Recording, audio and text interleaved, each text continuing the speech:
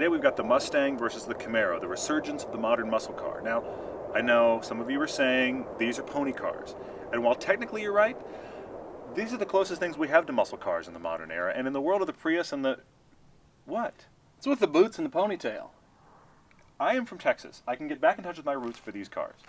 You're an idiot. You know, the Mustang never really went away. It's been around in various iterations. With no competition. It's just been hanging out since the 60s. In the last decade or so, nobody's been around with it. You're right. Well, now the competition is back. This is the showdown we've been waiting for. Well, and you know, I'm hoping that these can actually go around corners and not fall over. I mean, we're going to take it on straights and in corners. Maybe it'll do more than just drag from the lights. You gonna drag in those boots? I am not, but I do have a trucker hat for you. Oh, good. This is the Ford Mustang GT. Really the same car as was introduced in 2005, but it's been freshened for the 2010 model year. And there are a lot of things about this car that suggest it shouldn't be much fun to drive. A live rear axle to start off with. And after that, it's down on the Camaro by more than 100 horsepower. But it does weigh 450 pounds less than the Camaro, and that's significant. You really can't drive a spec sheet. You've got to drive the car for yourself. It's drawn upon its history and its heritage. This is a great machine. I must say that the 2010 Mustang is a fantastic refining of the Mustang formula.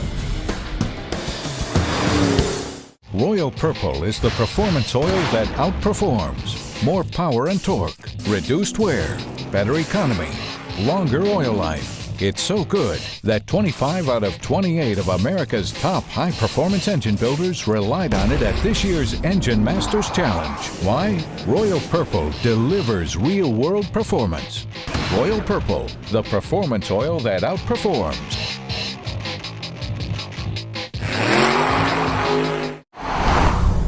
You're probably either a Chevy person or a Ford person.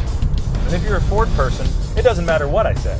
I'm a Ford guy. This is the car everybody relates to. Everybody knows the Mustang.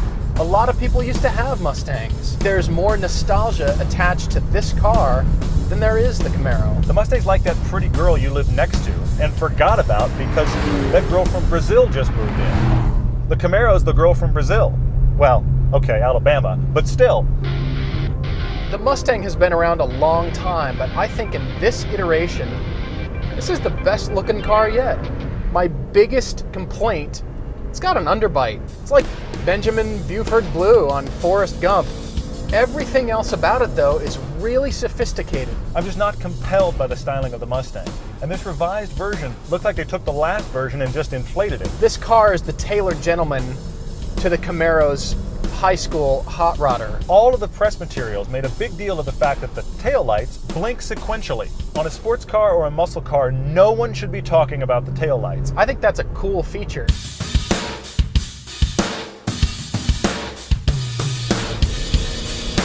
Now the windows are not quite as narrow as the Camaro's, which means I can see. Especially with this all-glass roof. You're practically sitting in a lighthouse. But unlike the Camaro, the Ford Mustang's interior doesn't feel purpose-built for this car. Really well laid out, and it's going to age beautifully. It's built well, the materials are honest. The only thing is, I could use a lot less of this chrome.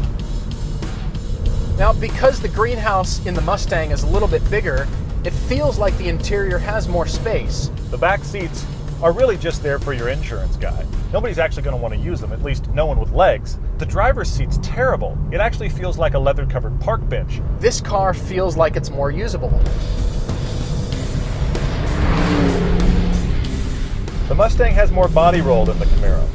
It'd be disconcerting if the steering wasn't so sharp.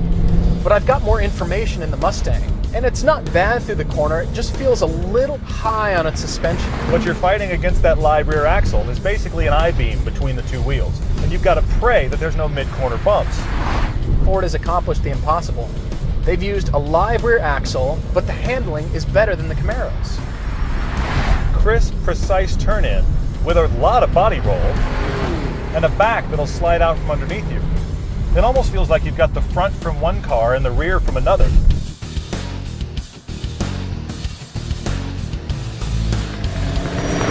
There is no doubt about the power of this car.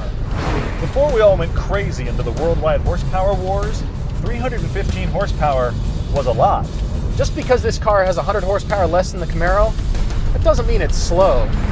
I'm amazed at how willing this engine is, and it sounds fantastic. Now, Ford has the 5-liter Mustang coming out soon, and it is going to get us over 400 horsepower. We're looking forward to that, but it still doesn't get past the problems that keep it from being as exciting. The Ford Mustang is becoming very close to a world-class car. If they change that live rear axle, they could get there.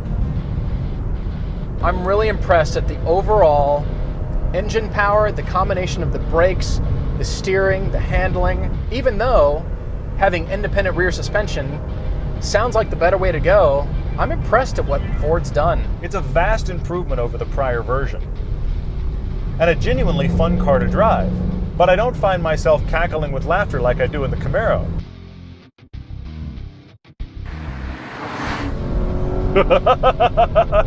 It just turns me into a child. The car negates everything that Prius drivers worldwide are trying to do. Honestly, if you're buying a muscle car, what are you doing? You're buying rolling attitude.